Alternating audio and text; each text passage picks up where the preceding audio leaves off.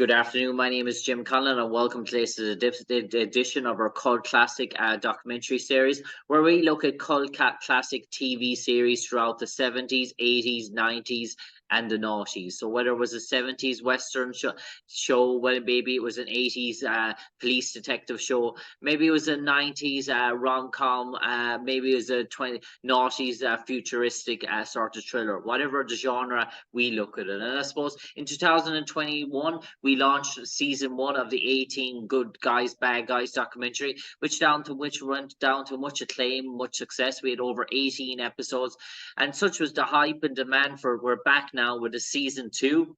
And so far, we've spoken to 13 actors and actresses that have inclined to share their memories of the A-Team appearances and guest star roles. I'm delighted this evening to be joined by another prominent actor. He appeared in season 3, episode 12 of the A-Team Hot Styles, which aired on December the 11th, 1984, all across the United States and Canada and cable TV. And he was guest star role alongside such prominent actors that are no longer with us, the likes of Richard Lynch and Markie Post, the female actress Markie Post. He is the one and only John Moschitta, and in the A-Team, he played the character Jason Burnett. And John, thanks for joining us this evening. And wow, back in the 84 to 24, we're talking, what, 30, 40... Were we 40 years? 40 years, Yep. yeah. 40 years, it's a long time. You were a spring chicken back then, John, I imagine. I was. Full of life, and probably could run the 100 yards in 100 meters in under 10 seconds, I imagine. Exactly. Yeah. Not anymore. And John, I know we're delving at the memory banks, and we're testing your mastermind knowledge now of your memory to test and bring you back to those days. But can a young John Moschitta recollect how did the opportunity come about for you to guest star in the A-Team? Well, I was very busy in the 80s. I had my career was really booming, and I was called in for the audition. I auditioned, I got the part, and that was basically about it. I had worked with the casting director before, so they were familiar with some of my work, and I got a great opportunity. I've always been a firm believer that you get a part the second you walk in the door, even before you open your mouth. For TV especially, you either look like what they want you to look like or you don't, and if you do, it doesn't matter if you can act or not, you still get the part. Okay. And John, in terms of, you mentioned the 70s and 80s, especially the 80s, you were quite busy. And can I ask, had you done any previous Canal productions before the A-Team, or was the Canal a big goer for you in terms of the 80s? Did you do an awful lot of Stephen Cannell's work? That was the first one that I did. I was doing a lot of others, like Aaron Spelling. I was a regular on a show called Matt Houston. I did a couple other series. I did a comedy series for ABC, and I was on a syndicated show called Madam's Place with Waylon Flowers and Madam, which was the puppet, very funny guy. I played her agent, Larry Lunch at the lunch agency. Madam, honey, babe, darling, sweetheart, as am I 10% of the greatest little gal on the face of the earth. And so I was busy with a bunch of things, but the A-Team was the first Canal show that I did. Yeah. And I suppose, John, in terms of obviously the big Hollywood star attached to the A-Team was George Peppard, and then you had the wrestling come actor star Mr. T. And when you found out that you landed a role in the A-Team, was George the big pull for you the first day on set? Did you wanted to go and introduce yourself to George Peppard, or have a few lines with George, or even get to talk to George when you weren't shooting, or were you just treated as another job? Well, for me personally, it was just another job. I knew it was a big popular show. I certainly was familiar with the people on the show. I actually had never watched an episode because I was always traveling and doing whatever else. I knew Mr. T because I did a lot of work with a children's charity and for sick kids, and he was very good at helping out those kinds of charities. In fact, when I shot the show, they had kids each day. They had a different kid down who wanted to meet Mr. T, and he was spending the day with him. So with the kids, so I didn't really have much to do with him. I didn't really know what to expect from it, and really was quite disappointed in Mr. Peppard. He was a bit of a jerk. Okay. That's interesting because people have an awful lot of mixed perceptions about George, and I've heard the good and the bad, and I've heard an awful lot of bad about George as well, and I heard an awful lot of good. But in terms of your interaction with George, was he not forthcoming? Was he very seclusive? Was he a bit maybe aloof and maybe looking down at sort of people? Did you find? He was nasty. Yeah. He was just Okay. a nasty, nasty man. I'll just give you a little indication. When I arrived, we were shooting on a boat the first day, and I had to drive down to Long Beach. And I pulled into the parking lot, and as I was walking to my dressing room, they had some grips, were going with a tape measure from a trailer to the boat. And I asked them what they were doing, and they said that Mr. Peppard had in his contract that no one's trailer would be closer to the set than his, and he thought Mr. Benedict's trailer was closer, so they were measuring. Okay. So Okay. it gives you a little idea of the pettiness that was going on. When we went to go, I went to go introduce myself. They said, leave them alone. They like to be left alone. Don't go near them. Don't sit by their chairs. Don't touch their chairs. I mean, it was all these rules. You couldn't go near them. And as very often is the case, you have to get to a set at 6 o'clock in the morning, and you don't do anything till 3 o'clock in the afternoon. So finally, I'd been there all day. I didn't have a word to say to them the whole day. I kept my distance. It was before we were going to do the first scene. It was about 3:30 in the afternoon. I went up to introduce myself. Dirk Benedict and Mr. Peppard were sitting in their chairs. And I said, hi, I'm John Moschitta. I'm going to be playing Jason Burnett. Jason Burnett, I just wanted to say hello. And Dirk Benedict reluctantly shook my hand, and George Peppard grunted at me and got up and walked away. Okay. So not nice. Not The nice. first No. set on the boat, we were getting set up, and George Peppard said to me, if you screw up, you just keep going because they'll fix it in the post. I'm in this scene, and they're only going to be looking at me anyway. I was like, all right, Okay. what an idiot. So they were pretty much idiots. The bright spot was Marky Post was lovely to work with. I really enjoyed her. Of course, the directors and the cast and the crew, everybody couldn't have been nicer. Dwight Schultz, I had very little to do with. He just kind of kept away from all the drama. He just would go off in the parking lot and ride his skateboard. And but he was a very nice man. That's And what they Mr. all T, say like I about said, Dwight. That's what they all say yeah, about Dwight. That he's a lovely, lovely person. just very nice and just kept out of all the drama. Yeah. Mr. T was, like I said, the days I was there, and I understand it was most days, had a sick kid there that he was, checking out, that wanted to meet him, that was doing whatever. So he was great with the kids and whatever, and I had very little to do with him. My dealings were mostly with George Peppard and Dirk Benedict, and I don't know why they were just not nice people, but they weren't.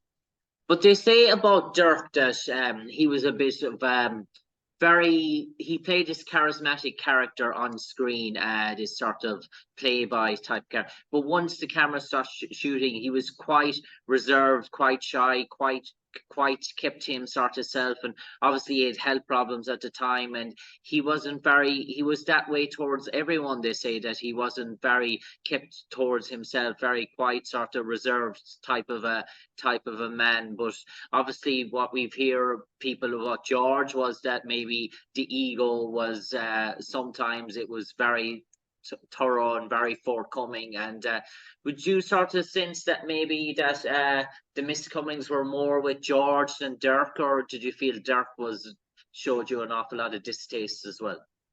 Well, Dirk was just not particularly outgoing or friendly, and it could have been for a number of reasons. I wouldn't even begin to kind of figure out why he was the way he was.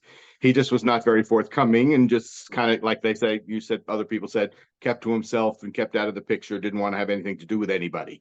George Peppard was just outright nasty to people. And I guess he did that, to just about everybody. Nobody really enjoyed working with him. Yeah. And John, obviously, there's a time in the 70s, 80s where we had these big Hollywood stars like James Garner, George Peppard. We had Burt Reynolds in terms of these type of iconic sort of actors that were making the transitions from movies to sort of TV series. And people say that an awful lot of friction was Peppard had, was basically couldn't understand the popularity that Mr. T was getting on the show, coming from a wrestling sort of industry, while he was the guy who sort of shut the lights with Audrey Peppard, with Audrey Hepburn. And do you maybe feel that maybe he was still living in that sort of world, that he wasn't able to move with the times, as the saying goes? Well, I think that might have had something to do with it. You know, you go from being this big matinee idol to a lot of people of that generation considered doing television a step down. They just thought they were going to be movie stars for the rest of their lives. And, unfortunately, they got to a certain age and nobody was knocking on their door anymore. So I'm sure he felt he had to take it. Maybe he needed the money. I don't know. But and then not to have people fawning all over you and having you being the best thing since sliced bread. And then on top of that, to be combined with a cultural explosion that was Mr. T. He was a phenomenon when he came on the scene. It wasn't that hardly happened to anybody. So, I would imagine anybody on the show as a regular would have a little bit of a difficult time dealing with all the attention that Mr. T got, because it was all about Mr. T. Nobody could care about George Peppard. And certainly the kids that were the fans of the show didn't know Breakfast at Tiffany's. So they didn't care about George Peppard. They wanted Mr. T and his mohawk and all of his jewelry and whatever else. So, I mean, maybe that's why I didn't know him before. I didn't know him after. So I don't know if his personality changed when he was on the show and he became nasty, or if he just was kind of some people just are never happy. And I don't know if he was one of those people or not. He didn't seem to be particularly happy when I did the show. That's all I know. Yeah. And I suppose, John, in terms of your character, Jason Burnett, can you tell us a bit about him, or how did you want to play him, or his sort of role in Hot Styles? Well, the plot of the show was I was a fashion designer. Marky Post was my big model that used to model all my line. And she had a kid. And my competition, who was played by this great character actor who did a million of the Canal shows, Richard Lynch, he was my big designer competition. So he kidnapped Marky Post's kid to blackmail her into her giving him my new designs so he could steal them. So that basically was the plot. So you're very much, it was a very much sort of fashion sort of driven in terms of the fashion allures, in terms of that type of episode. And did you enjoy that sort of character? Did you decide that sort of role? Obviously, it was more sort of lines based than action and stunt based that we're normally familiar with the A-Team. Yeah, no, it was fun. It was a nice, it was a fun character. He was in a couple of scenes, like 3 scenes. It wasn't, a whole big thing.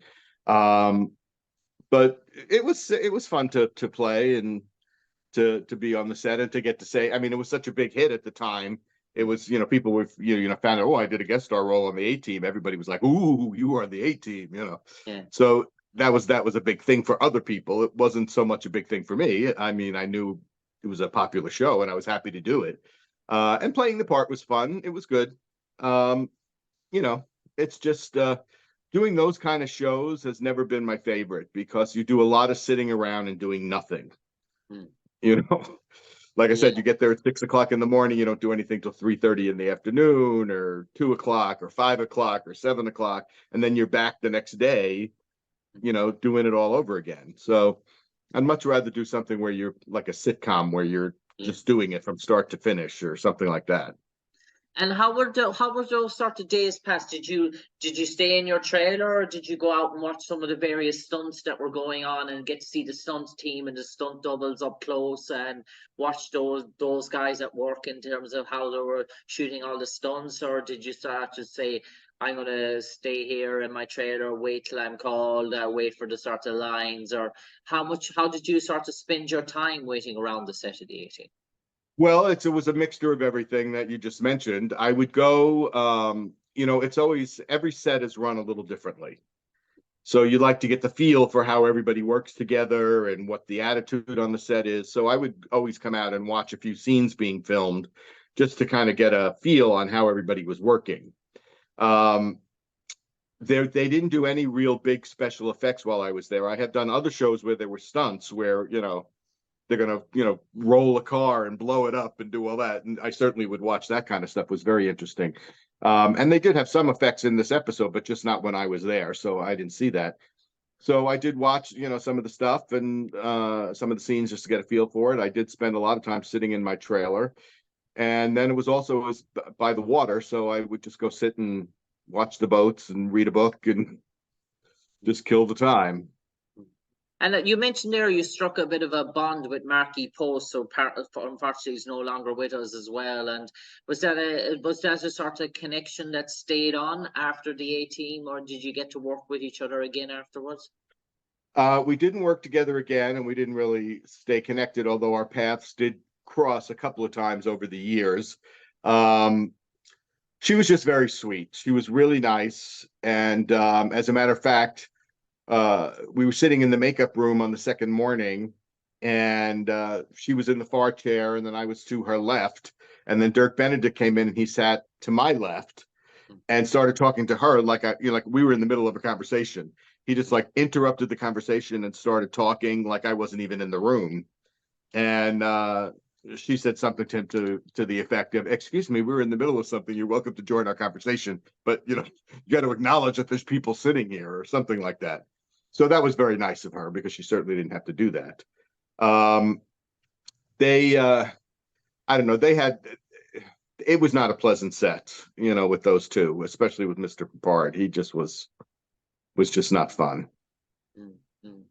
And in terms of that, obviously, so you mentioned the harmony and chemistry. And did you feel that maybe that spilled down in terms of the producers and directors, that they all felt that bit of a strain in terms of that? Did you feel that maybe that the whole people around the A-Team were feeling the strain to shoot out episodes around that sort of time? And did you notice as other people aside from yourself were a bit affected with it? Well, I mean, certainly you're always under the pressure of getting the pages done in a day, and you don't want anything to come up that's going to cause any kind of problem that's going to cause a delay. You want to keep that going. Certainly people on the set were aware of some of the tensions that were caused by the interactions between some of the stars and some of the crew and some of the other guest stars. So they were certainly aware of that, and I'm sure they had to address that on a continuous basis to try to keep things, simmered down. And I'm sure that was a pain. Unfortunately, it's a two-way street, because what happens a lot of times is these people create these monsters, by throwing everything at them and telling them how great they are and catering to their every whim. And then when they go off the deep end, they blame the actor when really you've been blowing smoke up their butt for the last couple of months. It's going to happen, So they are partially to blame for it. Like I mentioned earlier, I don't know what Mr. Peppard's problem was. He just, maybe he's just not a nice person. Maybe he was upset about his career. I don't know what it was. All I know is he was not nice to me. He was not nice to other people on the set, and it was not a pleasant experience to work with him. Yeah.